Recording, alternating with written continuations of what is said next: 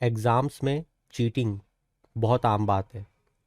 इस चीटिंग में एक पूरा ऑर्गेनाइज्ड क्राइम होता है, मतलब कि एक ऑर्गेनाइज्ड तरीके से जिसमें सिस्टम के अंदर और सिस्टम के बाहर दोनों तरफ के लोग इन्वॉल्व होते हैं। इसीलिए ऐसी ऑर्गेनाइज चीटिंग को पकड़ पाना मुश्किल ही नहीं, कभी कभी नामुमकिन हो जाता है। मगर इस बिल के पारित होने के बाद ये माना जा सकता है कि चीटिंग पे बहुत बड़ी लगाम लग सकेगी और बहुत से यंगस्टर्स का भविष्य बचाया जा सकेगा।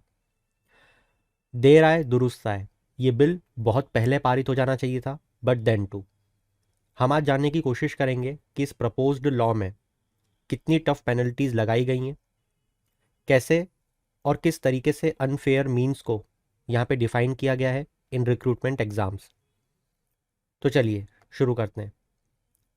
आपकी जानकारी के लिए बता दूं, prevention of unfair means bill 2024 को इंट्रोड्यूस किया गया लोकसभा में मंडे को।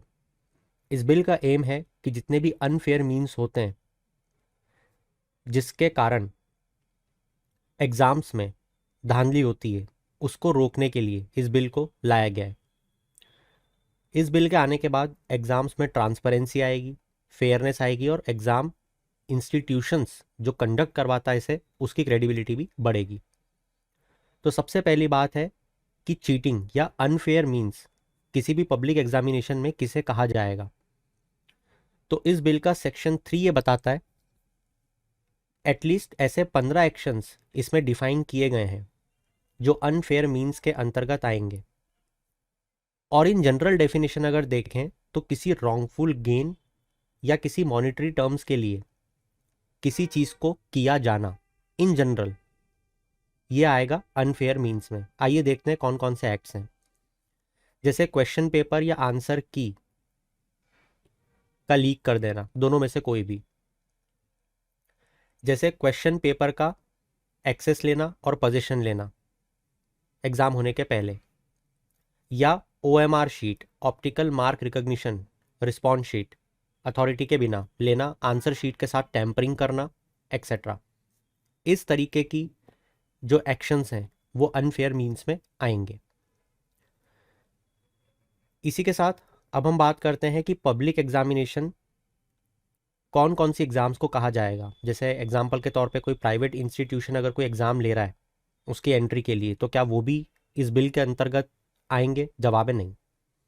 सेक्शन 2 सब क्लॉज के में ये बताया गया है कि पब्लिक एग्जामिनेशन को डिफाइन किया गया है वो एग्जामिनेशन जो कंडक्ट की जा रही है एक ऐसी अथॉरिटी के थ्रू जिसे पब्लिक एग्जामिनेशन अथॉरिटी कहा गया है, और इस बिल के स्केड्यूल में उसे लिस्ट किया गया है। और ये जो पब्लिक एग्जामिनेशन अथॉरिटी होगी, इसकी क्या कोई डेफिनेशन है बिल में? जवाब है नहीं। तो फिर इसे स्केड्यूल में या इसकी लिस्ट को स्केड्यूल में डाला कैसे गया है? जवाब है ऐसी सारी अथॉरिटी को नोटिफाई किया जाएगा सेंट्रल गवर्नमेंट के द्वारा।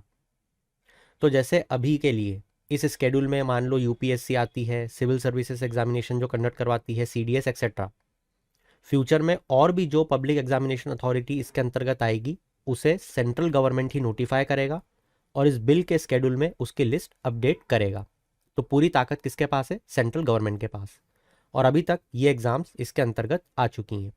इन एग्ज़ाम्स के साथ साथ वो सारी डेजिग्नेटेड पब्लिक एग्जामिनेशन अथॉरिटीज़ जो ministry, department, central government attached office, subordinate offices के लिए रिक्रूटमेंट करती है, उनके स्टाफ के लिए रिक्रूटमेंट करती है, वो भी इसके अंतर्गत आ चुकी है। और जैसा मैंने बताया, फ्यूचर में जो भी आएगी वो सेंट्रल गवर्नमेंट ही लेके आएगी। अब बात करते हैं पनिशमेंट की।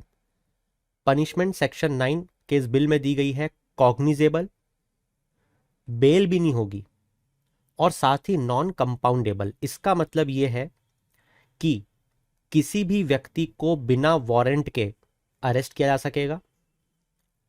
बेल जो है वो as a matter of right नहीं मिलेगी। एक मैजिस्ट्रेट तय करेगा कि अक्यूज जो है उसे बेल मिलनी चाहिए या नहीं। और नॉन कंपाउंडेबल का मतलब है कि मान लो जिसने कुछ किया और जो एग्ज़ाम देने गया या अथॉरिटी, उन पर साठगांठ हो गई या समझौता हो गया, तब भी इस केस को रोका नहीं जाएगा। मतलब कि एक बार अगर केस दर्ज हो गया तो जो कंप्लेनेंट है और जिसके खिलाफ कंप्लेन की गई है वो दोनों ही इस केस को वापस नहीं ले सकते, उसका पूरा ट्रायल होगा, जो कि बहुत अच्छी बात है। इसी के साथ साथ पनिशमेंट की बात करें तो it can be of 3 to 5 year in prison, 10 lakh रुपए तक का जुर्माना। ये चीज़ें भारतीय न्याय संहिता 2023 के सेक्शन 10 क्लॉज 1 में बताई गई हैं। साथ ही जो सर्विस प्रोवाइडर होता है, जैसा आपने देखा होगा कई बार आरआरबी की एग्ज़ाम देने के लिए जब आप जाते हो तो जो कियोस्क रहता है वो कोई और पार्टी, थर्ड पार्टी का रहता है, तो उसे सर्विस प्रोवाइडर कहा गया है। अगर सर्विस प्रोवाइडर किसी तरीके की धांधली करता हुआ पकड़ा गया, जैसे किसी कंप्यूटर रिसोर्स या किसी मटेरियल में किसी को सपोर्ट करना, राइट, तो उसे 1 करोड़ रुपए तक का फाइन और अदर पेनल्टीज से गुजरना पड़ेगा। और जैसा मैंने बताया कि एक पूरा ऑर्गेनाइज्ड क्राइम इन्वॉल्व रहता है इसमें, तो अगर एक ऑर्गेनाइज्ड पेपर लीक का क्राइम पाया गया तो उसमें और ज़्यादा हार्शर पनिशमेंट यहाँ पे दी जाएगी। कितनी दी जाएगी ये सेक्शन 11 क्लॉज 1 में बताया गया है, बहुत ज़्यादा इंपॉर्टेंट नहीं है, but it should not be less than 5 years which may extend to even 10 years. तो इस पूरे बिल के बारे में आपका क्या सोचना है, आपको लगता है क्या बदलाव आएगा, चैट सेक्शन में ज़रूर बताना। Waiting for your comments. That's it from my side for this particular topic. In then keep shining, have a good day.